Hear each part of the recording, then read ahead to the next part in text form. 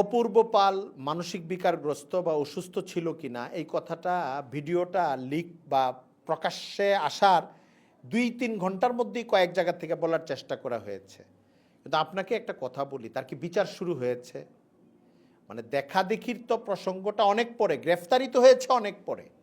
হ্যাঁ, যদি আসলে সে সমস্যায় থেকে থাকে, তার কোনো সমস্যা থাকে অল্প বা বিস্তর, এটা তো পরে বিচারের সময় দেখা যাবে, বিশ্লেষণ করে দেখা যাবে সে আগের ২ সপ্তাহ ক্লাস করেছে কিনা, ওই দিন ক্লাসে এসে সে কী আচরণ করেছে, তার গত ১-২ সপ্তাহের আচরণ কি, সে নেশাগ্রস্ত ছিল কিনা, এই কথাও এসেছে।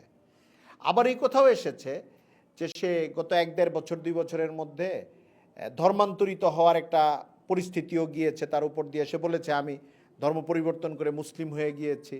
আবার কেউ কেউ বলে তাকে এই অবস্থায় দেখেছে, তাকে ওই অবস্থায় দেখেছে, ফেসবুকে যেগুলো এসেছে। আবার কেউ কেউ বলার চেষ্টা করেছে সে মানসিক বিকারগ্রস্ত। আসলে তারা বলতে চেয়েছে, আমার কাছে যেটা মনে হয়েছে যে সে যে এত বড় একটা বেয়াদবির ঘটনা ঘটিয়েছে, এই ছেলেটা আসলে অস্থির। এখন অস্থির না সুস্থির এটার উপর বিবেচনা করে এত ভয়ঙ্কর কুরআন অবমাননা, ৮-১০ জন মিলে যাকে বাধা দিয়ে থামাতে পারছে না, এটার প্রাথমিক ধরপাকড়টাকে আপনি আটকাইতে পারেন না। এত বড় ঘটনা সে ঘটিয়েছে, যদি আগে ১-২ মাস সে ক্যাম্পাসে গিয়ে থাকে, তাহলে এই ঘটনার সময় তাকে মানসিক বিকারগ্রস্ত হিসেবে আপনার ধরার দরকার কি? এটা তো একটা ভয়ঙ্কর অপরাধ। এটা না তার পরিবারের পক্ষ থেকে বলা হয়েছে, না সে নিজে পড়ে দাবি করেছে যে আমি কিন্তু ওই সময় অসুস্থ ছিলাম, এমন কিছু না। আশপাশ থেকে কেউ কেউ বলেছে, অথবা অনেক দূর থেকে কেউ কেউ বলেছে, তার আচরণের সন্দেহজনক বা ধৃষ্টতার মাত্রা দেখে এই কথা বলেছে হয়তো। কিন্তু এটার উপর ভিত্তি করে তাকে ধরা, জিনিসটাকে থামানো, এটা তো কিছুই যায় আসে না। একজন মানসিক বিকারগ্রস্ত মানুষ যদি ছুরি নিয়ে একটা মেয়েকে, একটা ছেলেকে মারতে যাইতে থাকতো, আপনি কি তাকে মারতে দিতেন? বলতেন যে মানসিক বিকারগ্রস্ত মানুষ তো, সে মারুক, এটা বলতেন না? আগে ফিরাইতেন। আগে আপনার কাজ হচ্ছে যে কোনো মূল্যেই তার ছুরিটা তার হাত থেকে নেওয়া, এবং তার হাতে এতটুক শক্তি আপনার প্রয়োগ করা যেন অন্তত আগামী ২৪-৪৮ ঘন্টা অথবা আগামী ১ সপ্তাহ সেই হাত দিয়ে কোনো অস্ত্র হাতে নিতে না পারে, এটুক ব্যবস্থা তো আপনি করতেন। পরে দেখা যেত সে অসুস্থ না সুস্থ। তো কোরআন তার পা দিয়ে কোরআনের সাথে সে অভদ্রতা করছে এবং চরমতম ধৃষ্টতা করছে। এর কয়েক ঘন্টার মধ্যে আপনি বলতেছেন সে অসুস্থ মানসিকভাবে। দরকার নাই তো, মানে সেও তো বলে নাই এই কথাটা। আগে তাকে আপনি ধরেন, এবং সে যে একটা বাজে দৃষ্টান্ত স্থাপন করেছে এই সমাজে, এটার আপনি একটি কঠিন জবাব দেওয়ার জায়গায় যান। এরপরে বিচারের কোনো পর্যায়ে আপনার যদি মনে হয় যে সে অসুস্থ ছিল, চারপাশ থেকে এটা আপনি বুঝেন, তখন রেয়ায়েতের প্রশ্ন আসবে। রেয়ায়েতের প্রশ্ন আপনি তাকে থামানোর সময়ই বলতেছেন কেন? এটা আমার কাছে সন্দেহজনক মনে হয় এবং অপ্রয়োজনীয় মনে হয়। হ্যাঁ, কেউ কেউ এটা চেয়েছে, এই কারণেও চাইতে পারে যে দেশে যেন একটা উত্তেজনার পরিবেশ তৈরি না হয়।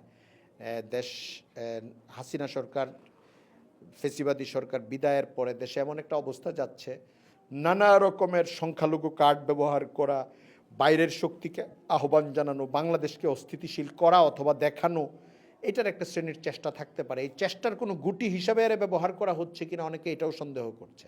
অথবা সে হোক বা না হোক, আগামী কিছুদিনের মধ্যে, নির্বাচন পূর্ব সময়ের মধ্যে ধর্মীয় এরকম গুটি আরও ব্যবহার করা হতে পারে কিনা বিভিন্ন ক্যাম্পাসে, সেই সব ক্ষেত্রে কতটুকু সতর্ক থাকা দরকার এবং কি কি খেয়াল করা উচিত, এই বিষয়গুলো বিবেচনা করে অনেকে জিনিসটাকে হালকা করার জন্য এই চেষ্টাটা হয়তো করতে পারে। আমি অনুরোধ করব, আমি শুরুতেও বলেছি, হালকা করার পরিবর্তে শক্তভাবে, জব্দভাবে তাকে প্রতিরোধ করেন এবং বিচারের মধ্যে নিয়ে যান, যেন ২৪ থেকে ৪৮ ঘন্টার মধ্যে একটা কঠিন প্রতিরোধের মুখে সে পড়ে যায় বিচারিক এবং ক্যাম্পাসগতভাবে। তাহলে এইসব প্রবণতা কমে যাবে। এবং আমাদের তো এটা এমন না যে ১,০০০ লোক ইসলাম বিরোধিতা করুক, নির্বাচন যেন সুষ্ঠু হয়, দেশ যেন স্থিতিশীল থাকে, আমাদের কিছু বলা যাবে না। এটা তো একটা কঠিন কাজ। আপনি তো ধর্মপ্রাণ মানুষের বিশ্বাস, তার ঈমান, তার ইসলামের প্রতি যে শ্রদ্ধা, এটাকে এরকম একটা টেস্ট কেস অথবা একটা পরীক্ষার মধ্যে ফেলে দিয়ে আপনি এরকম ধৈর্যের ওয়াজ করতে পারেন না। তো আপনাকে কঠিনভাবে দমন করতে হবে। এই দিকে আপনি অনেক বড় একটা ঝুঁকির পাহাড় লালন করবেন, ওই দিকে বলবেন এইসব বেয়াদবদেরকে আপনারা পাগল মনে করেন, অথবা তাদেরকে ছাড় দেন, অথবা উস্কানির ফাঁদে পা দিয়েন না। ফাঁদে পা দেওয়ার দরকার নাই, আপনি তাদেরকে শক্তভাবে দমন করেন। হাত যদি ভাঙার হয় ভেঙে দেন, জেলখানায় যদি পুড়ে ফেলতে হয় কঠিন শাস্তি দিয়ে পুড়ে ফেলেন, 5 বছর রাখতে হলে 5 বছর রাখেন। আইন যদি মজবুত না হয়, আইনটাকে কঠোর এবং মজবুত করেন, যেন এই ধরনের বেয়াদবি করার সাহসী কেউ না পায়। আপনি সমাধান দুইভাবে করতে পারেন। একটা হচ্ছে সকল ইসলাম বিদ্বেষী এবং ইসলামোফোবিক শয়তানদেরকে আপনি ছাড় দিয়ে দিলেন। আরেকটা হলো তাৎক্ষণিকভাবে বিচার করলেন, তাৎক্ষণিকভাবে দমন করলেন। আপনি যদি আগেরটা করেন, তাদেরকে ছাড় দিয়ে দেন, তাহলে আসলে সমাধান হবে না। মনে হবে সমাধান হচ্ছে, কিন্তু বিষ বাড়বে, সমাজে উত্তেজনা বাড়বে এবং ইসলাম অবমাননার পরিবেশটা গোটা দেশকে গ্রাস করে ফেলবে। এটা কোনো সুস্থতাপূর্ণ চিন্তা হইতে পারে না। আরেকটা হচ্ছে তাৎক্ষণিকভাবে উত্তেজনার আগে আপনি ব্যবস্থা নেন।